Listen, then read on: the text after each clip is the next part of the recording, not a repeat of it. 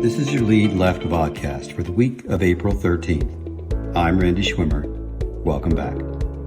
This week, we wrap up our conversation with Brian Nick, Nuveen's Chief Investment Strategist. Brian, how do you compare this cycle with the last one? The last cycle ended because there was an excess of leverage and risk-taking by individual households and within the financial system as a whole. And the housing bust was a match that lit a huge pile of kindling, and it greatly hampered the ability of the economy to recover. This time we're entering a recession with an 8% average household savings rate, which is quite high. The banking system appears healthy, and the Fed has launched its emergency playbook even more quickly this time around than it did in 2008. Having worked and lived through the global financial crisis, I'm more optimistic about today's recovery than I was about that one. Even understanding that obviously the chief variable that will allow the recovery to take place, the virus being contained, is impossible to model for and is largely out of our hands. The Fed did jump in pretty quickly to cut rates to zero. Are they out of weapons? The Fed threw the kitchen sink at the crisis, including $700 billion of quantitative easing, but it turned out they had a large kitchen with a lot more sinks in it.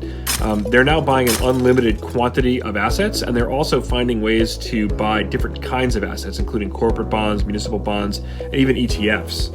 Last in their arsenal will be the Main Street lending facility that we're still hearing details about kind of trickle out, and that also that lending facility attached to the CARES Act that's meant to help bigger businesses find backstops. They're going to use the $500 billion allotted to them by the Treasury in the CARES Act to do so. The Fed is now able to prop up non-financial businesses in a way it's really never been able to do before. And the bigger the dollar amount that gets allocated in, say, phase 4 of the stimulus package, assuming there is one, and we think there will be, the bigger the weapons that the Fed has left can ultimately get. Do private equity firms have any federal rescue programs available for their middle market portfolio companies? The Fed could be trying to find a way to help some of those middle market companies in the Main Street lending facility. We just don't know enough about it yet.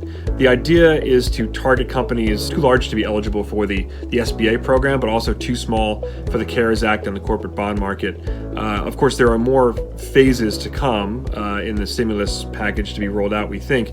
There could be more help on the way, potentially for portfolio companies. Lastly, Brian, your loyal readers know you're pretty plugged into the best binge-worthy TV programs. What are the top 10 on your list?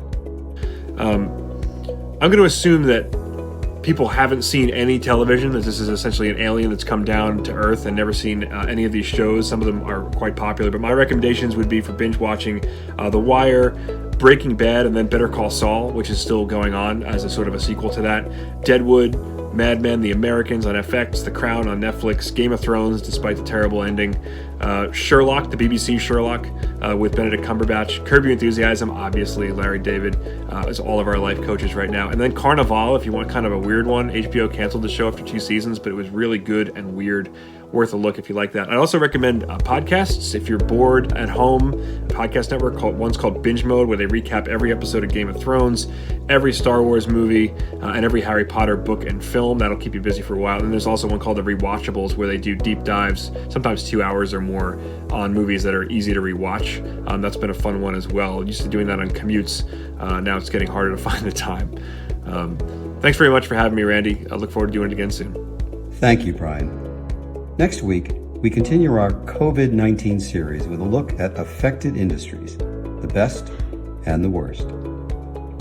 Reporting from the Lead Left Studios, this is Randy Schwimmer, wishing you and your families a safe and healthy week. Sherry, you've really outdone yourself with this animation. Coming soon, Lead Left, the movie.